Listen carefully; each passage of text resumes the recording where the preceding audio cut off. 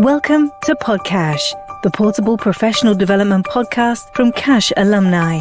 Cash Alumni is the fastest growing association of professionals in care, health and education, and we're happy to have you here. This is where you'll hear from specialists and experts from across our network. Here's what's coming up. Being able to say that we are a really good nursery, we are a unique nursery to nurture, educate and inspire children. And I think if we bring the community together, if I influence the staff, if I influence the environments, it'll make a really positive experience for everybody. Let's jump into this week's episode. So, hello, Mr. Forecast. It's really nice to see you again. It's really nice to see you again. It's the third time round now, isn't it? It is, and I feel like it's been really good because we started off in our first conversation and you were still a learner studying your early years qualification, you were due to finish, you were thinking about and then we did a catch up a couple of years later when you were working as an early years practitioner, but you were a student teacher, and now we're at like a whole different part of your career journey. Tell me a little bit about where you are now. I was a training deputy manager at one of our nurseries at KidSync Nurseries, and I'm now nursery manager, which is crazy. It's not crazy because you've definitely done the things that you need to do to get there. It's really cool though. Congratulations. Thank you very much. It hasn't been very long since you started your new role. How are you finding things? It's really good at the moment. I had a couple of transition sessions and get to know the team, get to know the children, and over the last week, it's actually been my first week this week, and we've been revamping the garden, so it's going to be really engaging for the children, having a talk with my senior management team, and just going into the rooms and just getting to know the children, getting to know the practitioners, and it's a really, really exciting time. It's going to be a really good journey, not just for me, but just for my nursery as well, because they're going to go on a path to be a really outstanding nursery, which it already is, but why not do better? That sounds great. So your first week, what's different being nursery manager to working in that sort of role that you were in before? You know, I was saying to someone the other day that being a training deputy or a nursery nurse compared to a nursery manager, there's a massive difference, and there's loads of things that you just don't see behind the scenes as such. There's lots and lots of things that kind of happen which make you think, wow, okay, would never thought I'd have to do that, but let's go for it. Obviously the quality, I do like quality catch-ups and talking to my senior management teams. It's really, really exciting time to get to know the teams and getting to know where my nursery is at now and what we can do to improve, and being able to actually get in on the action. Stepping up as nursery manager, obviously that you've already said there's a world of difference and it's a different place.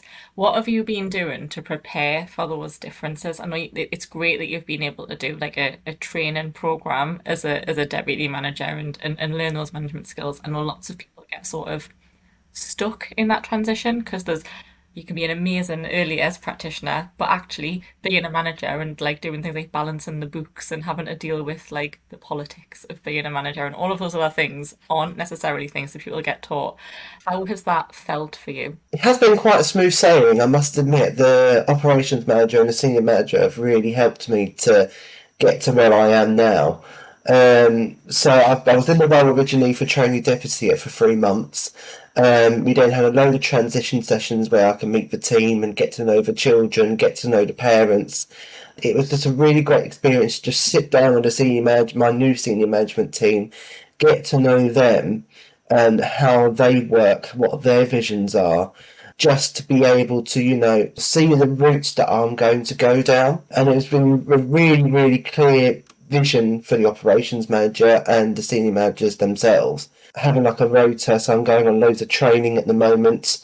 We have our own training academy, and this all consists of the great outdoors, so learning about great outdoors, every key person matters, EYFS, child protection, etc.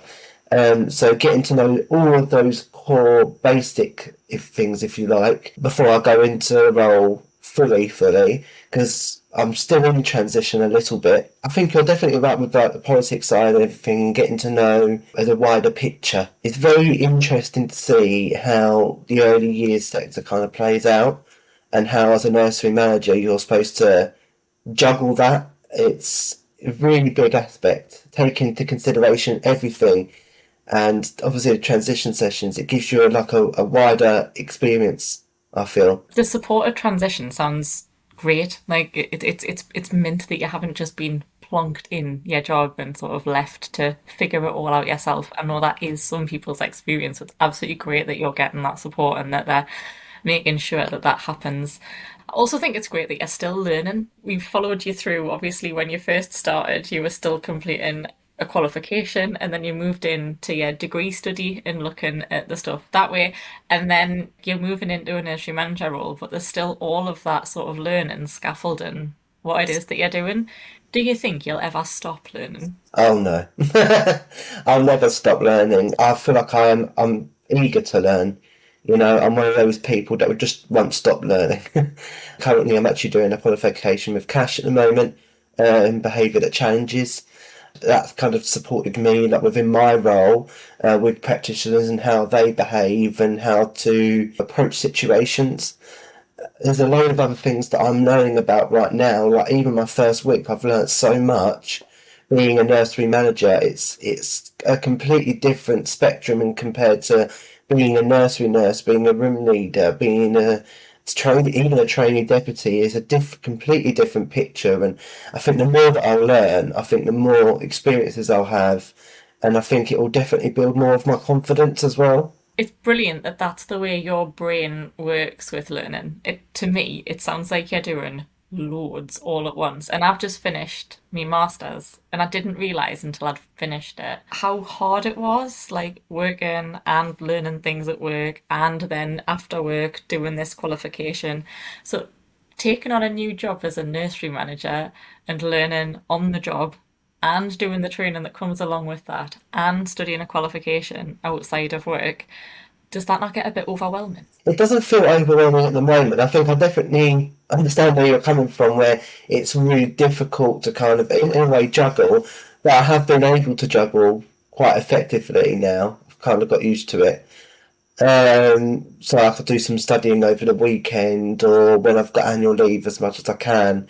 It can be a little bit overwhelming, but I think what I've got to realise is that I've been chosen to be in this role for a reason.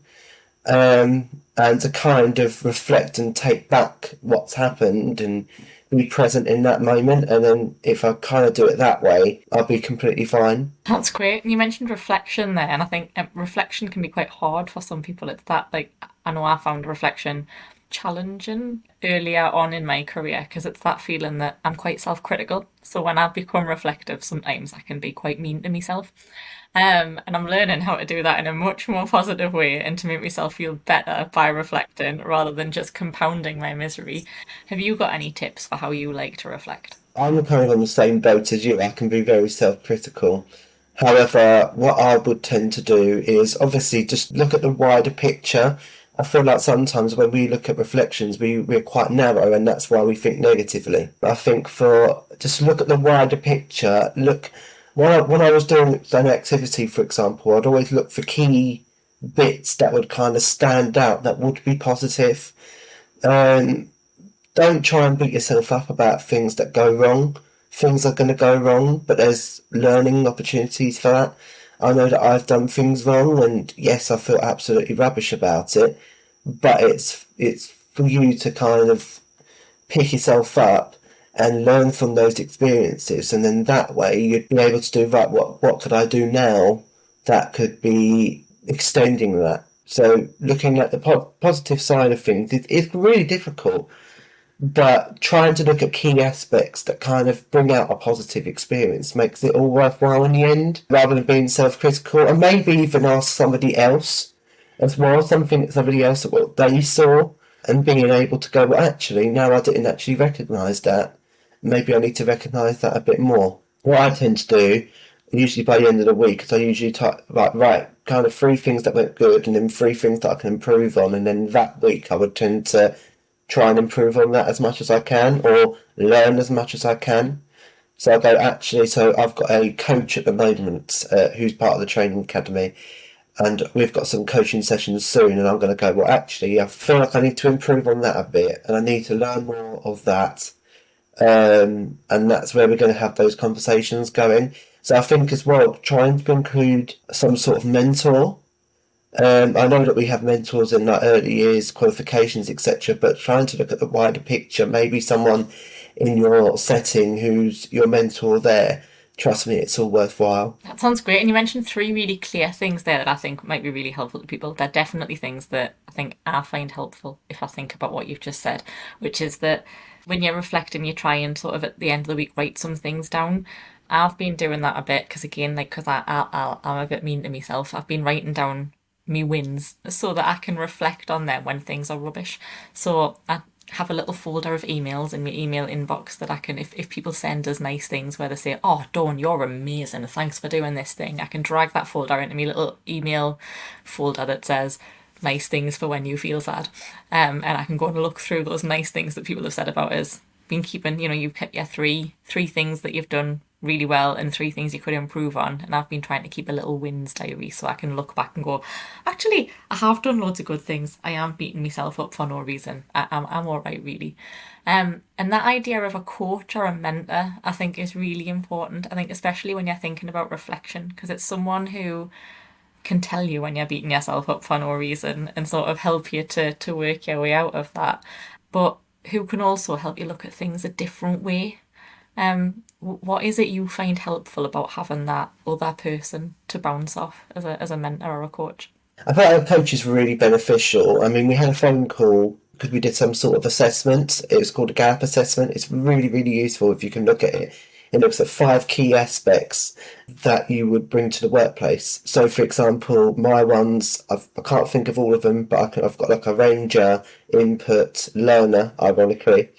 And those kind of things, it kind of breaks down what you might do. And it was actually spot on.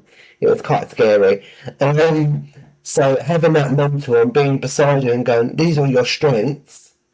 And how can we learn towards those strengths? And actually in here, what it says here, you said you've done this, this and this. Well, how can we combat that? And then how can we arrange things so that in the future you'll be able to build on this more effectively? And I think having a coach or a mentor really opens your eyes to your practice and being able to go, well, actually, I know that I'm not really strong in this, but if I do it this way, maybe that might help. It's extremely useful, and I would definitely recommend it to anybody in a workplace who feels that you need to have support there for you. It's really, really useful. I mean, Abby's just amazing. I wouldn't be playing my strengths if I didn't have her, so it's amazing. And you said that, like, when you were talking about that there and you're talking about the gap analysis and those other things, it sounds like your mentor's given you tools to help you to understand yourself better. Oh, it's definitely helped. I mean, trying to see, I think when we did the gap assessment, you can't really see the wider picture of yourself, like in normal day practice. However, if you look at it that way, you go, oh my gosh, yes, I do that. How do you know? So it was kind of breaking things down and going, but these are your really core strengths, and how do you play those well? And then how do you feel like you can improve on these parts where you feel less confident at? So it's really, really useful to kind of break down your everyday practice to a T. And how do we kind of build those effectively to make sure that the parents are involved and the practitioners are involved and the children and the environment, etc.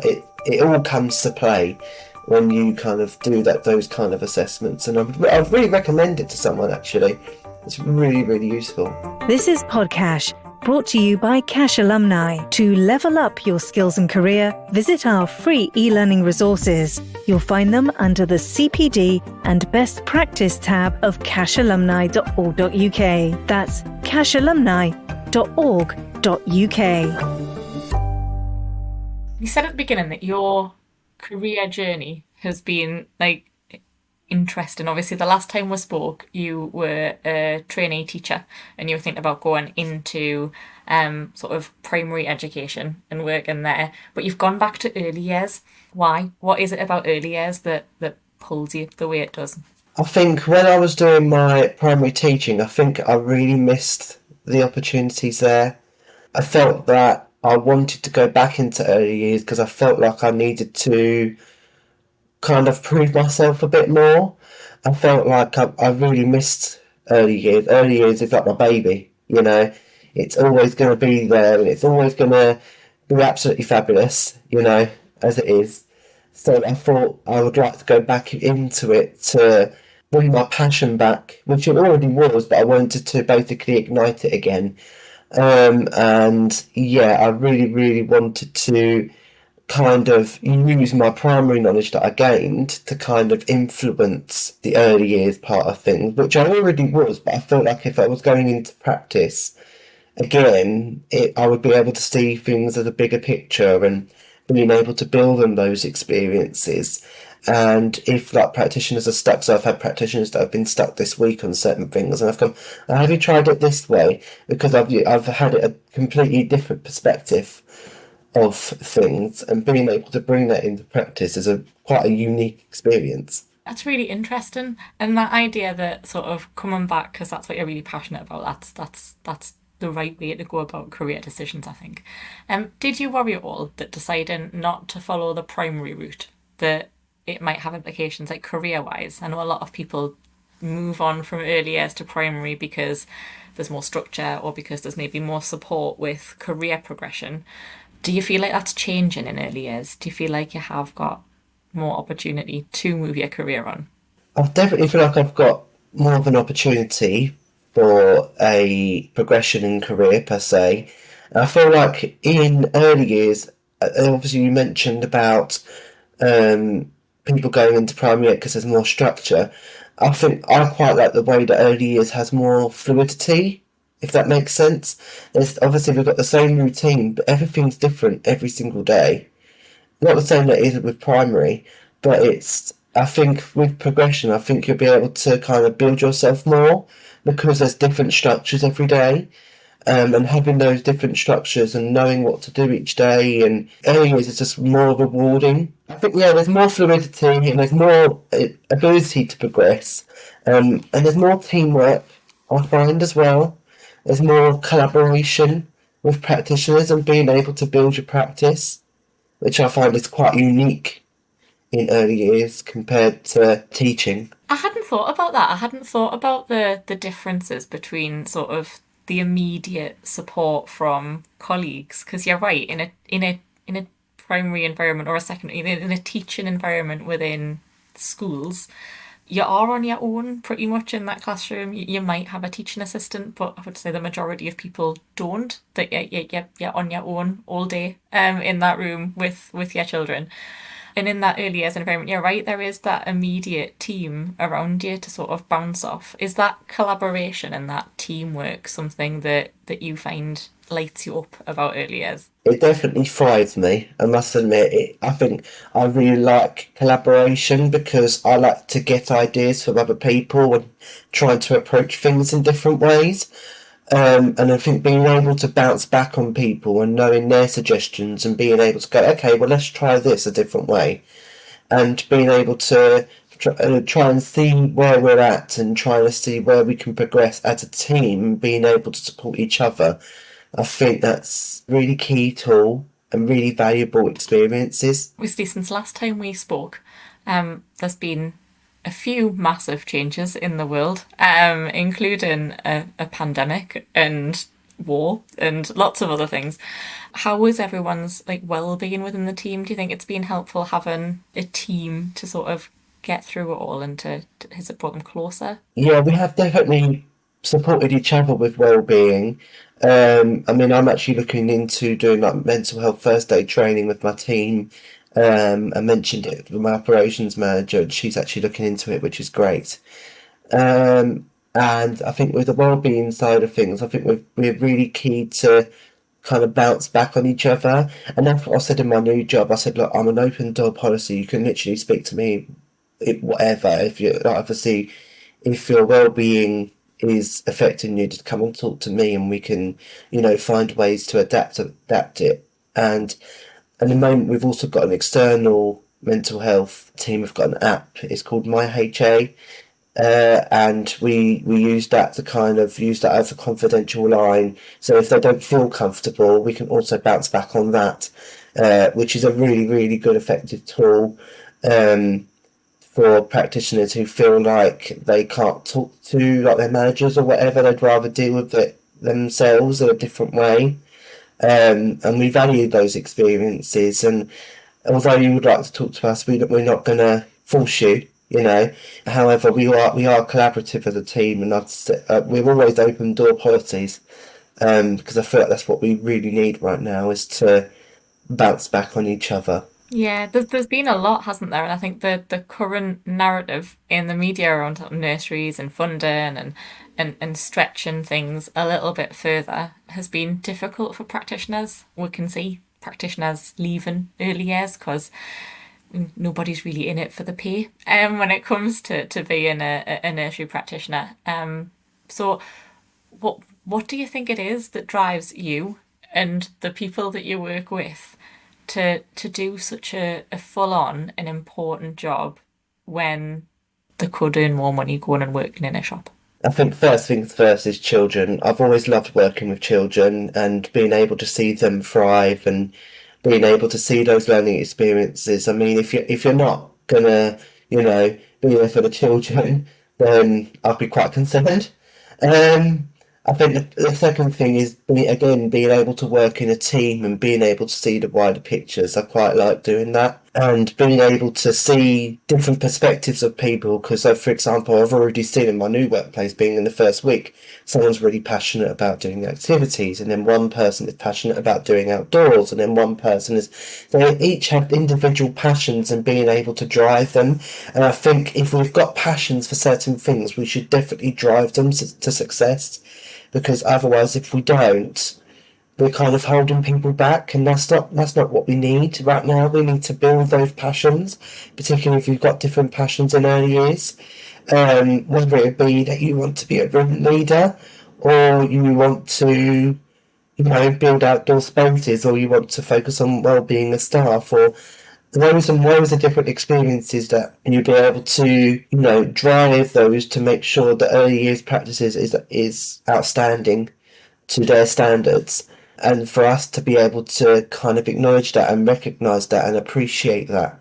I think in my workplace, for me, that's the most important, being able to recognise people's achievements and how we achieve them and how do we drive them to make sure that there's a success story there, and being able to, when you look at our development folder, this is where we're at, and this person helped us to achieve that, and being able to bring that to the children. And again, it's just a continuous cycle of staff and children.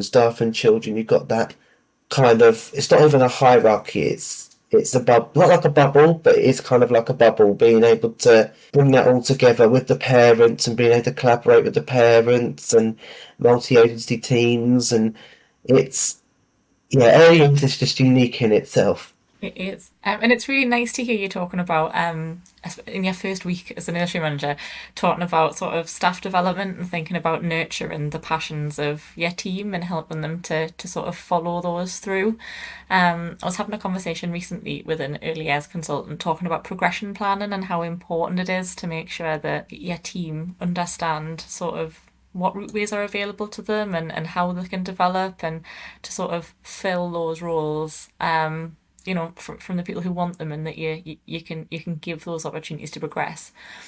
Thinking about what you've said about reflection and understanding sort of your own skill set and how you can progress, how are you going to support your team to identify their strengths and know how brilliant they are? Well, our motto at Kids Inc. is nurture, educate and inspire. And I think being able to drive that for children, we need to drive that for adults.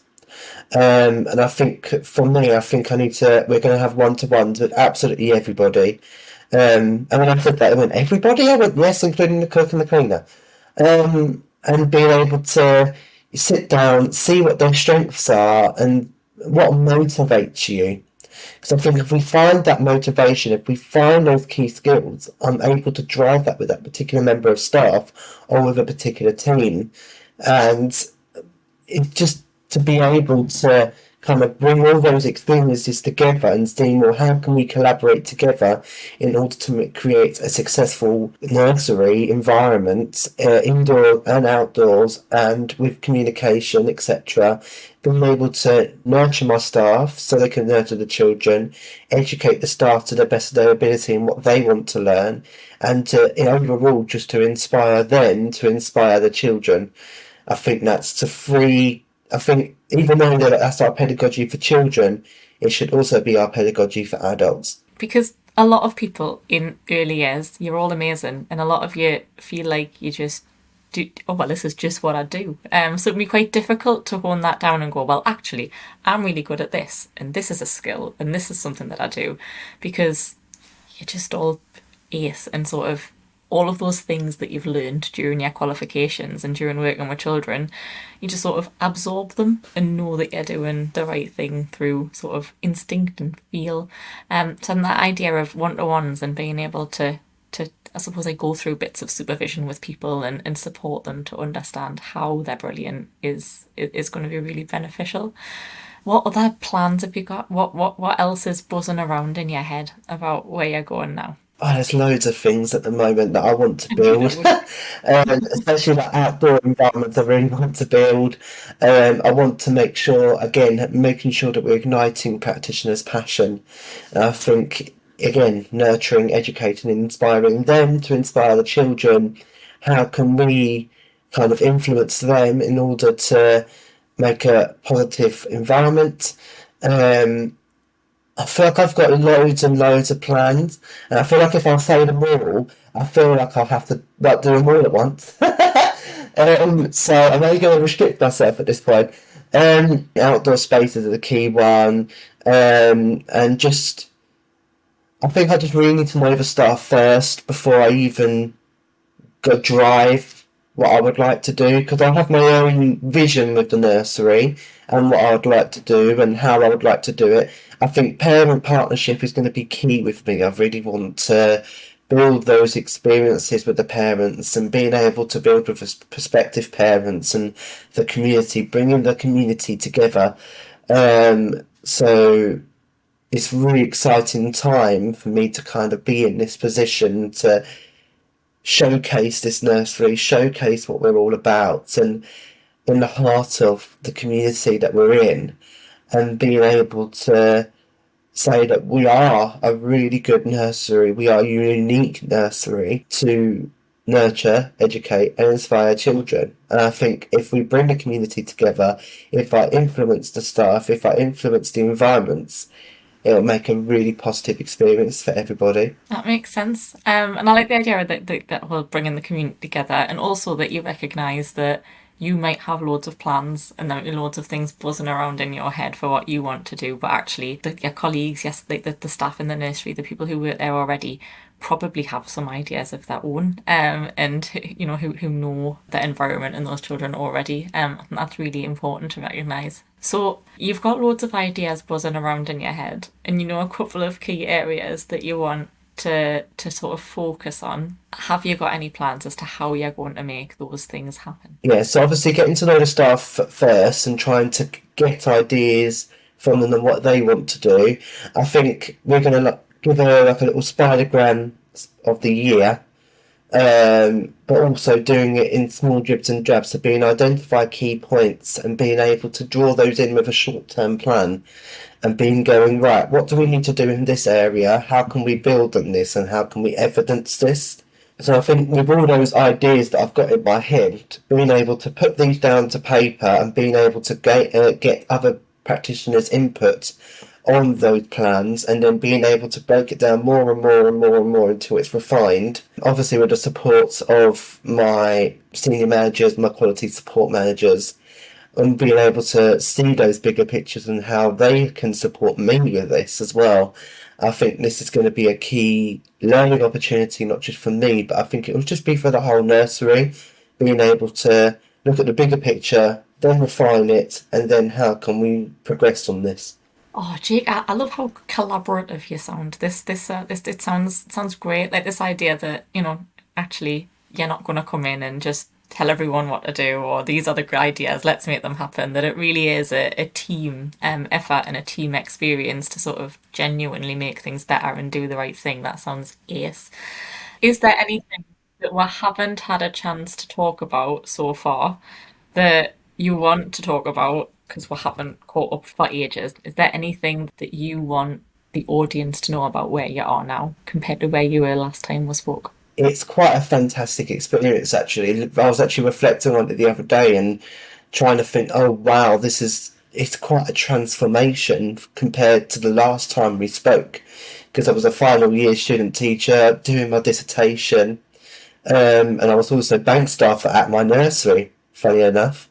So at Kids Inc. I was originally a bank staff, then training deputy manager after a year of being away. I was 2 years actually, and then 3 months later becoming nursery manager. It's quite a massive jump if you look at it at that perspective. Obviously, in the middle of that, being a teacher for a couple of months and then being a room leader for a couple of months as well. So everything's happened over a short success of time. And I think for me, what's been really supportive, and I've been quite blessed with quite a fantastic team who's been able to say, well, actually, you've got the inspiration for us to do it. It's for you to be a nursery manager. Because at first I was like, are you sure? And he said, well, no, yeah, we definitely believe that, you've got the passion, you've got everything there to be a nursery manager. So I think having a fantastic team around me is really supportive, and being able to get other nursery managers' perspectives within our group, because we've got 13, nearly 14, we're going up to 14. It's been quite a big transformation. I think if you watched every single podcast of me from being just completed my qualification to then being a final year undergraduate to then now, you can definitely see those big learning opportunities and big reflections that I've got. It's quite astonishing, really. And I think when I was reflecting on it, I was thinking, oh my gosh, right, it's quite a big jump, but also it's a lot of success that I could bring to myself and other people. You do watch those earlier podcast episodes where we've been chatting to you about your career sort of all the way through almost, that you can really see the difference, not just in your confidence, which has obviously grown massively, and in the way that you speak about your experience and that you're able to frame those ideas because you've got more to draw upon, but also just in terms of your career and the way that you're able to articulate those different career stages. I think for anybody listening or watching, it is really worth watching the Jake episodes as a trilogy now, because there is a lot in there around sort of your journey and how you've managed to navigate those different parts of your career so far. And I'm really excited for the next time we're going to catch up and figure out where you are then. So if you can come back in another year and a half, and we can reflect on this first part of being a nursery manager and figure out what your hopes and dreams are for going on, and find out all about what this outdoor play space now looks like. That would be amazing. We need to get that booked in straight away. Give it a year. Yeah, I do think an annual Jake spot seems like the way forward. It's been amazing to follow your career so far, and I'm really excited to see what you do next. So thank you so much for coming to catch up with me. Have you got any last words? Just be passionate and try to reach your goals. That's what I'm going to say. I mean, for me, I didn't have a goal to be a nursery manager at first, but I think learning from those experiences and giving things a go and being able to see what your progression is going to be like. I think everyone kind of looks at it as, I want to do this and I want to do this and I want to do this. I was kind of like that, where I was like, I want to be a teacher and I want to do this and I want to do this. And actually, if you look at the bigger picture and what's available to you and what opportunity to kind of, not given to you, but what's available there, I think just go for it. ignite your passion and see where it takes you. Thanks for listening to Podcash. If you enjoyed it, please follow or subscribe on your podcast app so you never miss an episode. You can also watch many of these conversations by heading over to cashalumni.org.uk and going to the CPD and best practice section of the site. That's cashalumni.org.uk.